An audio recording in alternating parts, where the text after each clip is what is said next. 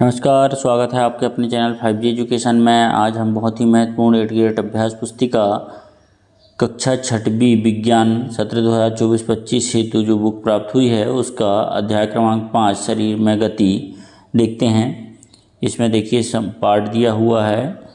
ये हम सही विकल्प पे आ जाते हैं। प्रश्न नंबर 1 दिया हुआ है, बहुविकल्पी प्रश्न। सही विकल्प चुनकर लिखिए। गर्दन तथा सिर को जोड़ने वाली संधि क्या कहलाती है? धुराग्र संधि कहलाती है। तो ए इसका बिल्कुल राइट आंसर हो जाएगा। निम्न में कौन सी संधि गति नहीं करती है? तो इनमें से कौन सी, देखिए कंधा और हाथ की संधि जो है गति करती है। घुटना और पैर की, है ना, घुटना और पैर की संधि गति करती है ना। निचला जबड़ा और कपाल, ठीक है, ये गति करता है, लेकिन ऊपरी जबड़ा और कपाल गति नहीं करता। आप मुंह को आ करके देखिए, ऊपरी जबड़ा जो है वो स्थिर रहता है, ठीक है। तो बी इसका राइट आंसर हो जाएगा। नेक्स्ट है प्रश्न नंबर 3 क्या है? अस्थि को गति प्रदान करने में कितनी पेशियां संयुक्त रूप से कार्य करती हैं?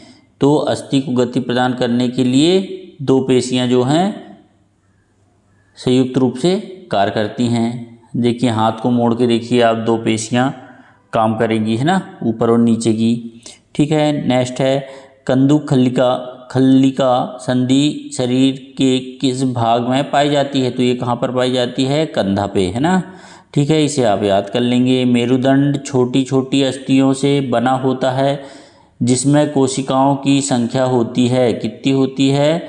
मेरुदंड छोटी छोटी अस्थियों से बना होता है जिसमें कोशिकाओं की संख्या 33 होती है। सी इसका राइट आंसर आप लिख लेंगे। नेक्स्ट है दिए गए शब्दों में से रिक्त स्थानों की चुनकर रिक्त स्थानों की पूर्ति करना है। जैसे हिज संधि, ऊपरी जबड़ा, गोताखोर संधि, पेशीपाद, कंकाल, ये दिए हुए हैं। जैसे हमारे शरीर को सुदृढ़ आकृति खालिस्तान प्रदान करता है तो कंकाल प्रदान करता है, ठीक है। एक हमारे शरीर का एक ये ढांचा का रूप में है, ठीक है। खालिस्तान में अचल संधि पाई जाती है तो जबड़ा में जो है अचल संधि पाई जाती है। घेंगा खालिस्तान की सहायता से चलता है तो घेंगा जो है पेशीपाद की सहायता से चलता है। कब्जा खालिस्तान का उदाहरण है तो हिज संधि का उदाहरण है। खालिस्तान अपने पैरों में पंखों की तरह विशेष आरित्र पहनते हैं। कौन? गोताखोर, ठीक है। इस प्रकार आप इसको लिख लेंगे। अति लघु उत्तरीय प्रश्न दिया हुआ है, क्या हमारे शरीर में संधि की क्या उपयोगिता है?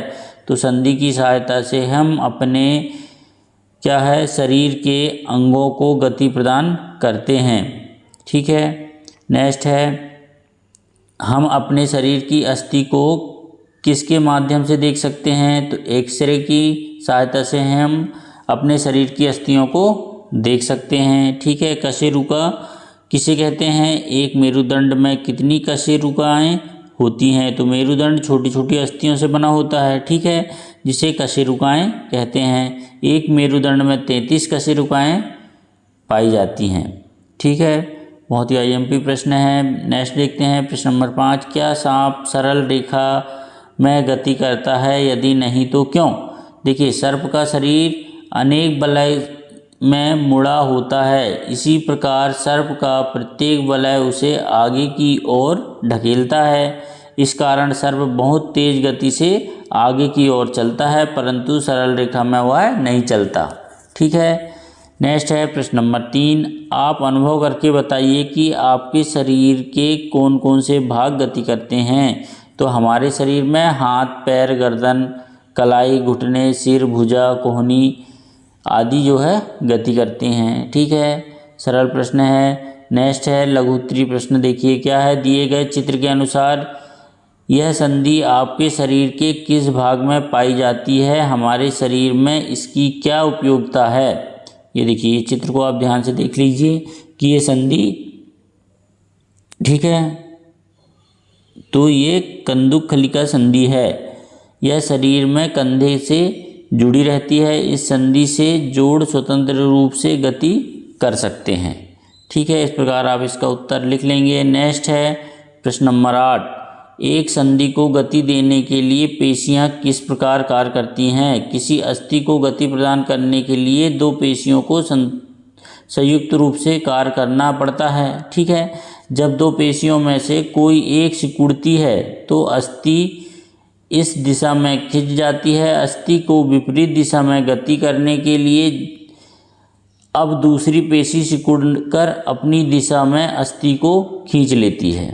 ठीक है, ये देखिए अस्थि की गति का चित्र दिया हुआ है ना। ठीक है, किस प्रकार कार्य करती है। नेक्स्ट है आपने अपने जबड़ों में होने वाली गति को महसूस किया है। क्या आपके ऊपरी और निचला दोनों जबड़े गति करते हैं? यदि नहीं तो क्यों? देखिए, जब हम मुंह को खोलते हैं तो मुख्य रूप से निचला जबड़ा ही गति करता है। ठीक है, आप इसे करके भी देख सकते हैं। ऊपरी जबड़ा गति नहीं करता है क्योंकि यह खोपड़ी का हिस्सा होता है और स्थिर होता है। निचला हिस्सा मांसपेशी और जोड़ के माध्यम से गति करता है। ठीक है, इस प्रकार आप इसका उत्तर लिख लेंगे। नेक्स्ट है आपने देखिए दो बार प्रिंट हो गया है। ठीक है, नेक्स्ट प्रश्न देखते हैं। उपस्थित में आप क्या समझते हैं? उपस्थित से आप क्या समझते हैं? कोई एक उदाहरण दीजिए। कंकाल के कुछ अतिरिक्त भाग भी होते हैं जो हड्डी जितनी कठोर नहीं होती है और उन्हें मोड़ा जा सकता है, उन्हें उपास्थि कहते हैं। उदाहरण कान की अस्थि। ठीक है, नेक्स्ट देखते हैं क्या है। केंचुए के शरीर की रचना किस प्रकार की होती है? यह कैसे गति करता है? चित्र बनाकर बताइए। तो केंचुए के शरीर एक सिरे से सटाकर रखे गए अनेक छल्ले से बनी होती है। ये देखिए, है ना, ऐसे लग रहा है जैसे कोई छल्ले नुमा आकृति बनी हुई है। इसके शरीर में अस्थियां नहीं होती परंतु इसमें पेशियां होती हैं जो चलने के दौरान केंचुए अपने शरीर के पश्च भाग को पकड़े रखता है तथा अग्रभाग को फैलाता है। ठीक है, इस प्रकार आप यहाँ पर केंचुए का चित्र भी बना लेंगे। ठीक है, दीर्घ उत्तरी प्रश्न दिया हुआ है। प्रश्न नंबर 12, आपके हृदय एवं फेफड़ों की रक्षा एक पिंजरे जैसी संरचना के द्वारा होती है। उस संरचना का नाम लिखिए एवं बताइए कि यदि यह आपके शरीर में नहीं होती तो क्या प्रभाव पड़ता। देखिए, पसलियों का पिंजरा प्राथमिक कंकाल संरचना है जो फेफड़ों और हृदय जैसे कोमल और नाजुक आंतरिक भागों को आश्रय देता है। ठीक है, पसलियों का पिंजरा उपास्थि और मांसपेशियों के साथ मिलकर बक्षीय दीवारें बनाता है। ठीक है, इस प्रकार आप इसका 12वें का उत्तर लिख लेंगे। नेक्स्ट है अंतर्राष्ट्रीय योग दिवस कब मनाया जाता है? योग के कोई 5 लाभ लिखिए। तो अंतर्राष्ट्रीय योग दिवस 21 जून को मनाया जाता है अंतर्राष्ट्रीय योग दिवस के रूप में, है ना। यह इससे क्या लाभ हैं? शरीर में स्फूर्ति सदैव बनी रहती है, शरीर निरोग रहता है, रोग प्रतिरोधक क्षमता का विकास होता है, अस्थियां मजबूत होती हैं, शारीरिक मानसिक विकास होता है। ये इसके फायदे हैं। प्रश्न नंबर 14 देखते हैं। क्या कारण है कि कुछ पक्षी हवा, भूमि एवं जल तीनों स्थानों में गति कर पाते हैं? स्पष्ट कीजिए, है ना।